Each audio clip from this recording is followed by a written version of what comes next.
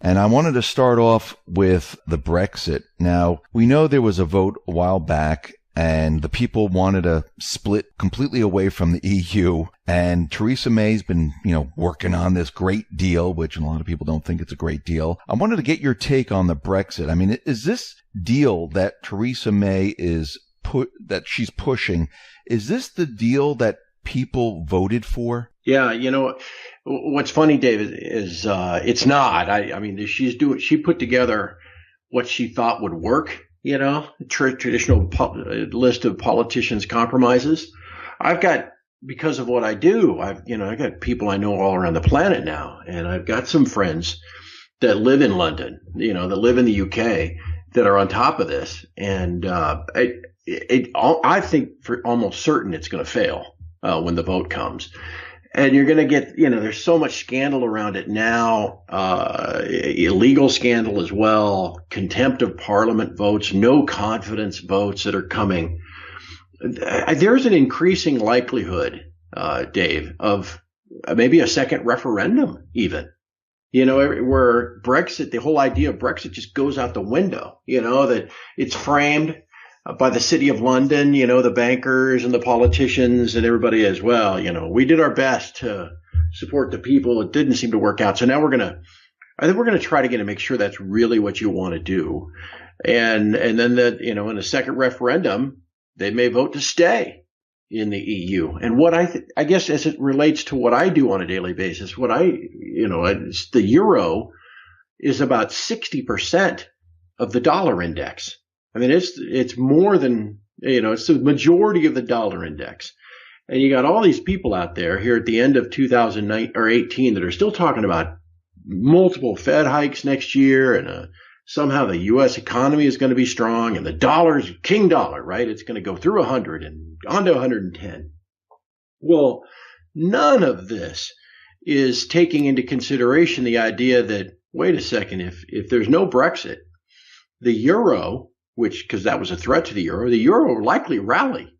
And if the euro rallies at 60% of the dollar index is going to go down, not up. And so this is for, it doesn't matter what you're invested in, but particularly if you're paying attention to precious metals, this is something you need to watch over the next couple of weeks. This is going to be some big news. I mean, we have the Brexit going on right now, but we also see a lot of other things happening around the world. I mean, we have riots in France. Mm-hmm. We have Merkel. She said she's not going to be running again. We have the incident in the Kerch Strait. We have Deutsche Bank crisis. I mean, why is there so much chaos going on right now around the world? I mean, are things changing, or are the people especially in France, are they saying, something, we don't want this anymore? I mean, what is happening here? Yeah, it is a confluence of events. Now, maybe they're all unrelated and they're all just simply happening, coincidentally at the same time. Those riots in France are particularly interesting. I've got some French folks at TF Metals Report that are subscribers that have been able to give me some context of what's going on there. I didn't realize, for example, that there's a regulation that requires every French citizen that has a car to keep this yellow, translucent vest in their trunk. Right.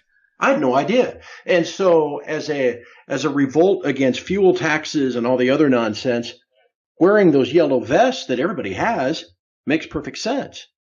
And it's not, these aren't just like the Antifa, idiot thug types. These are a lot of just regular folks that are fed up. And you feed that into, the unrest in Germany with Merkel's policies, and the open immigration that she put in a couple of years ago. You got all this stuff, as you mentioned, going on in Eastern Europe with Ukraine and the provocations at least in my view, the clear provocation that they're putting up against Russia to try to get some NATO support. And that's a mess. Now, again, I don't know, maybe that's euro negative and dollar positive at the end of the day. Hard to say, but I think one thing that is, again, as we relate this back economically, over the past month here in the U.S., there has been a surge of U.S. bond buying.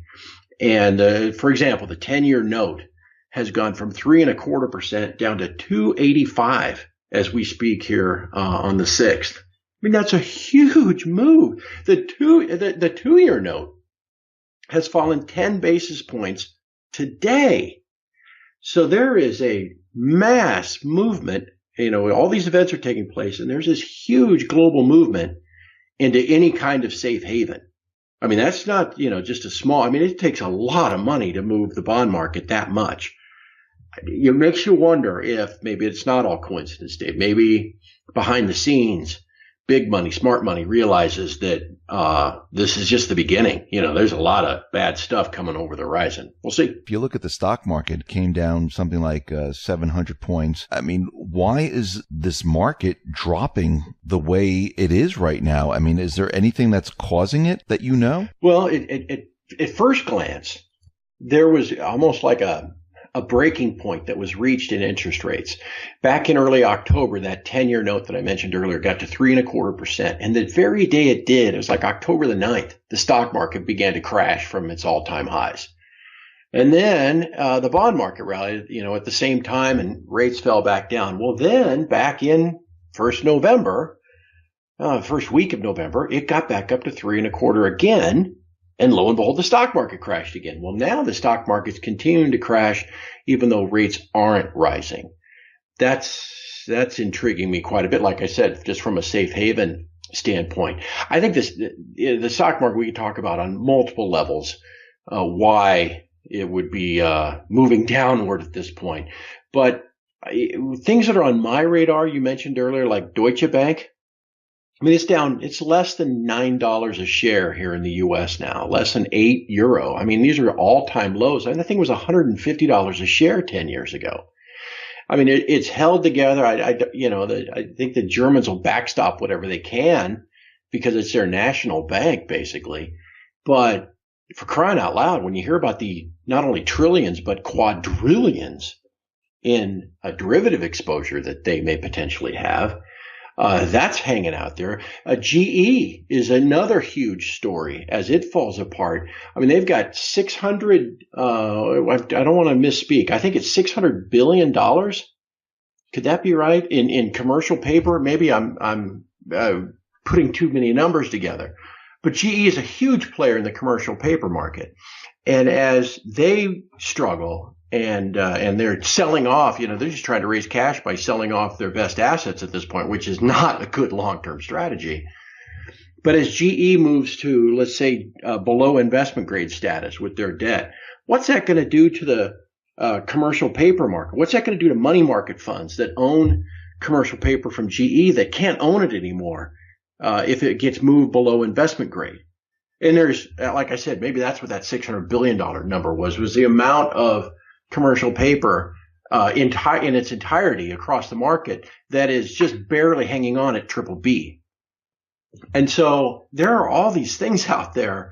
We look at mortgage rates and what they've done and in the auto industry and the subprime loans in the auto industry. There are all these signs that really begin to look a lot like 2007 and 2008.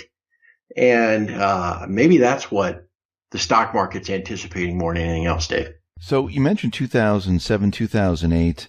All these companies, they've been buying back their stocks. Mm-hmm. They have a huge amount of debt. And a lot of people are talking about, corporations are going to be in trouble once everything starts to fall apart, because if they purchase their stocks and the stock market is falling, isn't this going to be a complete and utter disaster? Yeah, that's just it. A lot of folks have done the studies of, even with this latest tax cut, that was allegedly going to repatriate all this cash from overseas and bring it back home, that a lot of the companies that took advantage of that, and then all they simply did was buy back more of their own stock. They didn't do anything with that cash. Then maybe I'm just cynical in summarizing it this way, but it seems like a lot of CEOs only put those plans in place just to keep the stock up so they can cash out their options that they grant themselves, and keep their share price up. But anyway, it's that has been a big driver of keeping the stock market up. And Dave, the stock market now, the combined market capitalization of the stock market is in the U.S. is larger than GDP. And so you look at that and you think, well, hell, the stock market is the economy at this point. And so as we round into 2019, if the stock market's falling, the economy is already starting to contract. Some of the data points we got today were just miserable. The employment report tomorrow will be interesting to see what it shows. If that's starting to happen, and then you got this kind of, I would call it political risk that's coming next year, because now that the Democrats control the House, you can be certain there's going to be about 101 different investigations from 101 different committees and subcommittees into Trump and his family and his business dealings and everything else. His agenda is going to, whatever his agenda is going to come to a screeching halt, because the Democrats aren't going to grant him any victories to run on next year now in 2020. And so I think the whole thing just comes completely screeching to a halt. This notion that the Fed is going to keep raising rates next year is an absolute joke. That's another thing that the bond market is telling you, that that's not going to happen. In fact, by the time we get into the summertime, we're going to be talking about the Fed easing and even more QE, because we have, at least at this point, $1.6 trillion in net treasury issuance next year that somebody's got to buy. And so I guess it all kind of ties back together into this notion that I have, that where a lot of folks are selling predictability and certainty and, oh boy, yes, the stock market's going to be great and everything's going to be fancy, and everything's great, and the market's going to go up, and the Fed's going to keep hiking, and the economy's going to keep soaring. Probably not. All of these things are pointing towards something other than that. And then, of course, in my world, that points to, I think 2019 is going to be the best year for gold and silver since 2010. And I mean, let me just go back to the Fed, where you said they're not going to be raising rates. Do you think they're going to be raising rates this December? Yeah, that's what there's a lot of question about that. I think so. I'm banking on that happening still. And I think the probabilities as we speak are still about 65% or something like that, Dave. I think they've telegraphed that well enough. What's going to be interesting in 2 weeks is the Fed lines, as we call them. The notes that hit after that FOMC. People are going to parse that, and look and see how that changes and everything else. That 2-year note that we mentioned, that's telling you that this is changing. The 2-year note, anybody can pull up a chart of it and see how it has gone straight up at a 45-degree angle, the yield on it, just as Fed funds have gone up every 90 days for the last, 6 quarters. But the 2-year note now is rolling over. In fact, at whatever that is this morning, 270, that's now lower than it was back in early September. And the Fed hiked in the middle of September. And if they hike again here in December, that means they'll have raised the very shortest rate by 50 basis points, while the 2-year note rate has fallen by 5 or 10. I mean, they're already inverting the yield curve, 2 versus 3 and 2 versus 5. They're about to invert it 2 versus 10. It makes it highly unlikely. I'm not going to say impossible, because God knows what these evil bankers' actual motives are, but I think it's highly unlikely that we may get a hike in March, but anything past that, like I said, is pretty unlikely. So if the Fed hikes in December and let's say one more time in 2019, what does that do to gold and silver? Yeah, see, that's just it. That has been, that's why I compared this to 2010, because if you go back to 2010, which was the year I started this whole TF Metals Report gig, that was an environment where we'd already had QE1, right? That was in place. It was supposed to be the only time the Fed was going to do quantitative easing, which was announced in March of 2009. Then it ended. And for the first half of 2010, the metals traded sideways. Interestingly, at about $1,250 gold and about $18 silver. Then as we got into the second half of 2010, this realization hit that, oh boy, they're probably going to have to do more QE. QE2 was announced in November of 2010. And then you know what happened, into 2011, silver went from 18 to 48. Eventually gold went all the way up to 1900. And it was because of this, the fiscal crisis in the U.S., all the debt ceiling stuff, and the QE looked like it was going to go to infinity. Once the market understood what was happening, everybody wanted gold and everybody wanted the miners. We're in the opposite situation as we speak. Everybody hates gold. Nobody wants to own gold, and certainly nobody wants to own the miners. As this realization begins to hit, and then it actually plays out as Fed policy there's going to be, again, finally a shift and a flow of funds, both, regular people like you and I, but more importantly, institutions that are going to be moving into seeking any kind of gold that they can get their hands on, GLD shares even, and then the miners too. So you got to kind of be in front of this stuff. What I would caution people against, when people have to watch out for, is getting caught flat-footed like they were as we came out of the bear market in 2015. Because, remember, the Fed hiked for the first time at this time in 2015, and everybody was out there except yours truly here talking about how gold was going to go now to 800 and silver was going to go to 8. And I said, no, man, that's not how it's going to work. And instead, we had these massive rallies of 30% in gold and 50% in silver the first half of 2016. And sadly, a lot of folks missed out, because they weren't buying at the lows. They were buying in June, after the shares had already, the HUI had already tripled. And so there's some real advantage to, being able to look over the horizon and consider the stuff that you and I have been talking about for the last 20 minutes and say, you know what? Yeah, I'm going to be kind of a contrarian here and start adding to my stack or beginning a physical stack or buying some mining shares now, because I think, this is how it is going to play out. And nobody's, there's not a real recognition of that, at least not at this point. Do you still think there's manipulation going on by the Fed? And I mean, I know there's other banks that individuals were caught manipulating gold, but do you still think the central bank is still manipulating the gold price? They clearly have a vested interest in low gold prices, whether it's the trading desk that they have at the Federal Reserve Bank in New York, or whether it's the guys at the Bank of International Settlements in Basel, or whether it's just, the desks of JP Morgan and the like that, what was that dude's name that actually got convicted of it? Yeah. A month ago from JP Morgan. I think it's all of those. The Fed, obviously, as much as they deny it, has an interest in keeping the price of gold low, because it's a reflection of confidence, I mean, if gold was soaring $200 a day and was at $2,000 and $3,000, even CNBC and Bloomberg would have to admit, boy, there must be something really wrong here, right? So it's like this secondary indicator that they'd like to keep in check so that they can keep their confidence scheme going, confidence in their paper, confidence in their debt. Now, is it manipulated? Of course it is. Everything. What isn't manipulated? That's what's so funny. You get these people out there with their newsletters, where they count their waves and try to make it sound like, like they can see the future based off of, whatever.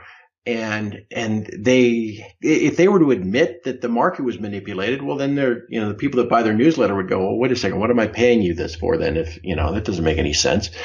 And so they plant their flag in the ground that somehow gold and silver aren't manipulated. At the same time, though, readily admitting, the stock market's clearly easily manipulated by the central banks. The bond market, that's what QE is. That's manipulation of interest rates. Everybody knows that almost every single central bank moves to manipulate the value of their currency in the Forex markets. Oh, but yet gold and silver are sacrosanct. Oh boy, no, don't even question whether that's a free and fair determination of a price. Give me a break. It definitely still happens. And Dave, I don't know if we get a chance to talk today, but about palladium, it's a real hot subject at this point, and a lot of people are following it now and are getting texts about, hey, palladium's more expensive than gold. That's not what at least to me, that's not what is the significance of palladium. There's some real interesting signs there, because we're all waiting for the point where gold and silver have their price discovered through the actual exchange of physical metal, your paper fiat for physical metal, not the exchange of these derivatives that the banks can create from thin air, and pretend that somehow represents the price. Well, what's going on in palladium has a chance to upset that entire scheme. And that's something that people need to stay on top of too, because that could really be a game changer next year as well. When I think of gold and silver, I kind of compare it to the housing market, and you'll have to hear me out on this one. Because I do believe that the housing market is also manipulated, making the Fed comes in, they pick 20 cities, they can pump up the bubbles in housing. Now, what everyone does with housing is when the Fed pumps up the bubble, makes housing prices go up, because as housing prices go up, people feel comfortable, like, oh, look, my housing price is up. I can go out and spend. I can take an equity line of credit. People go out and they flip. So the housing prices continually move up. And then all of a sudden, everyone, gets stuck when the housing prices drop dramatically because they've been, renting, speculating, and doing all these things. When you look at gold and silver, the Fed does the opposite to that. They suppress that. And this is the point that everyone should be purchasing gold and silver. So the Fed manipulates housing, and they make everyone think that housing is going up naturally, and everyone buys it. The Fed manipulates gold and silver, and they make the price go down, and everyone says, I'm going to stay out of it. But that's when they should be purchasing it, because the opposite effect is happening here. And it's just amazing how people think about this, because when the housing market comes down, that's actually when you're supposed to buy, like when it hits rock bottom.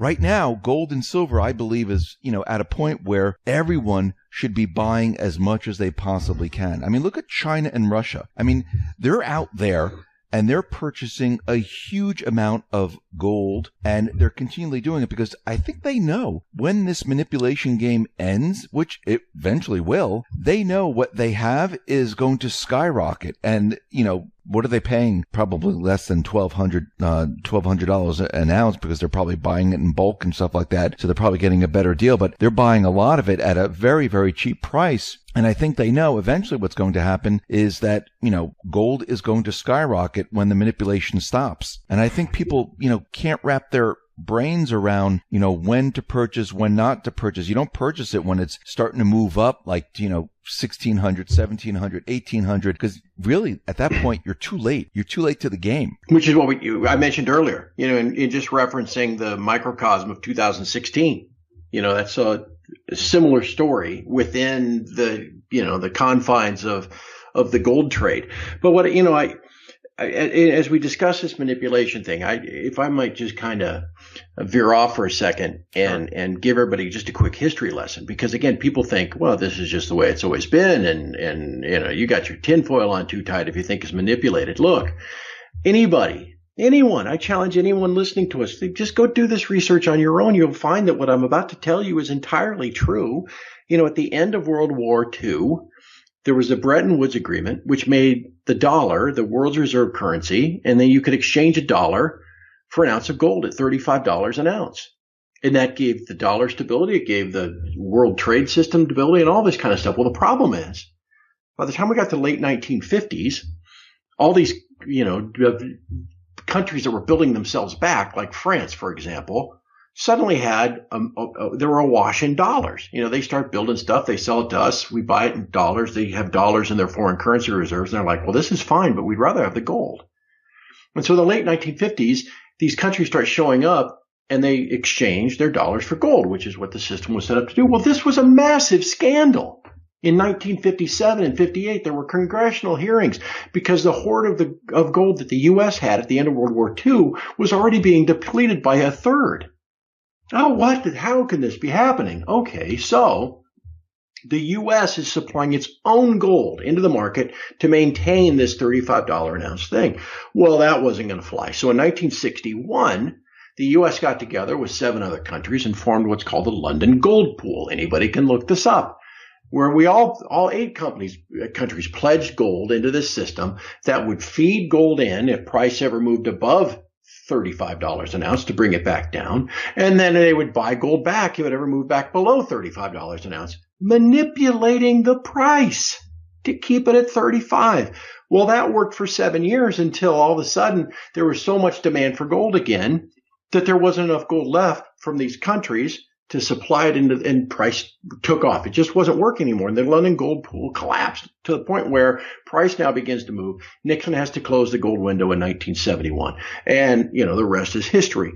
Well, the next thing they tried is the system that holds to today, wait a second, if there's not enough physical gold for, to keep the price down, then we've got to alchemize gold. We got to make pretend gold. We got to convince the world that this digital derivative that trades on the COMEX is gold. Or we got to convince the world that, they can buy shares in the GLD and that's gold. Or we got to convince the world that the unallocated accounts, that are fractional reserve system in London through the LBMA, that that's gold. And so you end up with a system where gold is priced as if it's abundant. No, it's all these derivatives and phony gold that's abundant. The real thing that backs up this system is not abundant. And so what's going to be interesting is when this structure fails, because it will. We can talk about the reserve currency and why are the Chinese and the Russians buying gold? Because they understand that the dollar system is going to fail and it's going to take this gold part of the system with it. And going back to the dollar for a second, every fiat currency system since the dawn of mankind has eventually failed because you have to print so much of it to service all your debts and the thing just goes out of control like what we are doing now. Eventually what then happens is society, the globe in this case, reverts back to sound money and starts over again. This is why the Russians and the Chinese, they know this. That's why they're accumulating gold and silver so that they are prepared for when gold is money again. And the basis of the system. I've often said, Dave, look, if the Russians and the Chinese are doing this, if they're converting their dollars for gold at this point, just as the French were doing in 1968, you know what? They might know a little more about it than you and I and everybody listening. You might want to take their advice and do some of that yourself because we all have dollar reserves. You have dollar reserves. I have dollar reserves. My savings account, right? It's my Charles Schwab account. Right. I think it'd be wise.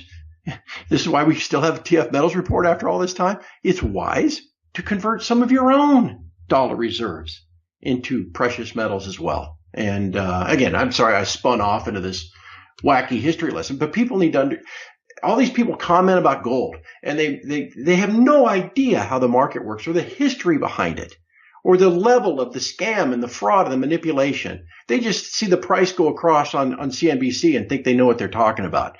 It is a far more complex situation than people even begin to understand.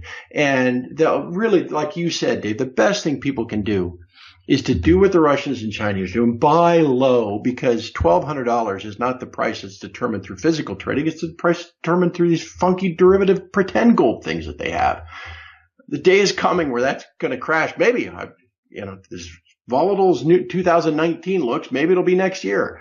So the time to prepare is now. So anyway, sorry about the rant. No, that's okay. So do you think the dollar is, we all know that the fiat system, it doesn't last forever. We've seen throughout history where, the British had the reserve, the Spanish, the French, and it goes all the way back in time. When this dollar system imploded, we're getting to the point where we have so much debt. We don't have enough, tax receipts coming in to, sustain this type of debt, plus the interest on top of that. And if rates continually move up, it could be completely impossible. But do you see us, the United States, transitioning into a different type of currency? Yeah, there's a lot of talk about that, Dave, whether there'd be like a domestic dollar and an international dollar, that has to be devalued and all that kind of stuff. Yeah, it's going to be, I don't know. I've not lived through this before. The only thing that history tells us is this often doesn't occur peacefully, that the country that has the exorbitant privilege doesn't just say, okay, yeah, you're right. It's not fair that we have this anymore. We'll let you have it instead and go. No, usually there's some type of major war involved as that baton is passed and that transition is made. And you can look around the world. The U.S. already senses that threat and they're not going to lay down and let this happen peacefully. Look at the petrodollar. Look at the defense, and again, I say the petrodollar is if everybody listening to us understands what I'm talking about, please Google petrodollar or petrodollar recycling scheme or whatever and understand the logistics, the math, the financial importance of the deal that was struck in 1973 between Kissinger and the Sauds to have Saudi Arabia always price energy, crude oil, in dollars and trade in dollars, creates demand for dollars so that all these dollars that we've created since going off the gold standard, trying to have guns and butter at the same time, that all these trillions of dollars are in a sense incubated in the global bond markets and global foreign currency reserves because of this ongoing demand for dollars as a reserve currency. And a large part of that is this petrodollar system. Well, the U.S. is going to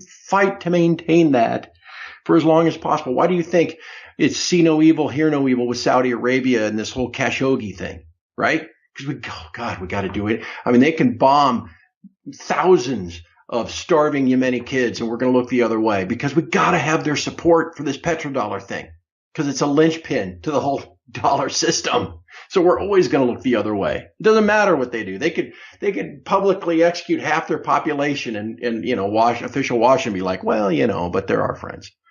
Because they have to, we're going to do everything we can to support that system. Why is there, what's going on in Ukraine? You could trace that back 5 years ago when it began in 2014 because the Russians had the audacity of wanting to build a pipeline across Ukraine to feed Europe with natural gas. And the Saudis don't want that. The Saudis want natural gas from them to go up through Turkey and Syria. There's another Cold War hot point. Anyway, Dave, all of this stuff connects. And so how it eventually plays out, look, all I know is that eventually it's going to happen because, as you said, this exorbitant privilege is transitory. It goes from one country to the next. You can go back centuries and see how this transition is made from, Portugal to Spain to, whatever, to UK to us. But it's going to change again.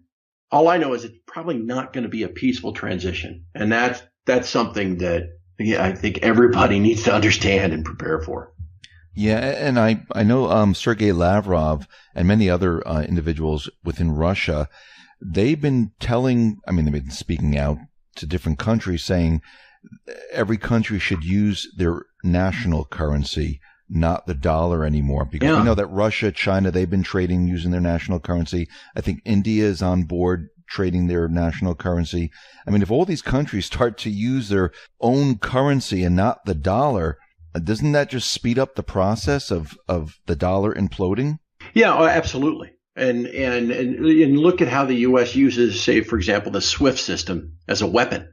Yeah. Trying to exclude countries like Iran from being able to use it. Well, that's all getting kind of maneuvered around as well. Just a couple of days ago, I saw a story that the EU is going to have a set of proposals next week that's going to suggest, ways to work around the dollar.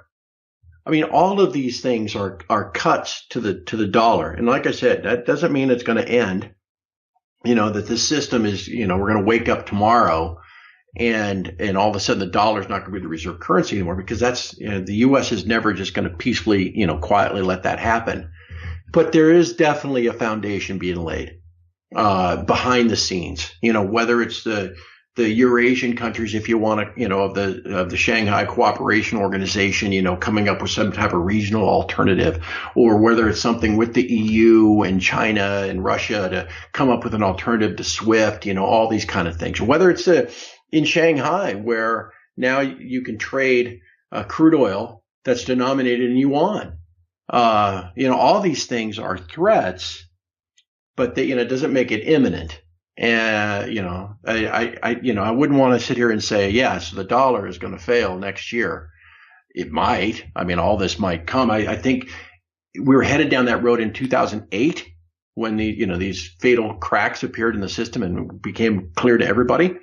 But I don't think the Chinese and the Russians and all the other creditor nations had a foundation of an alternative yet. You can clearly see in the 10 years that have followed that they have built that foundation, or they're building that foundation to have an alternative for the next time that the piper comes calling and the U.S. and the European markets begin to crash and all that kind of stuff.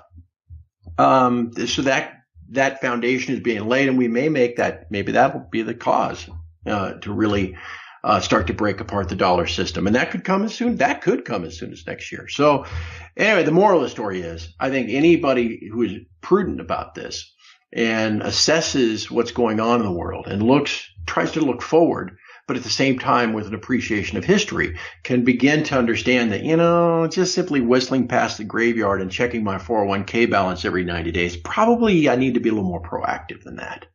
And obviously that's what I try to preach. I know that you do too. And that's what T.F. Bettles' report is all about.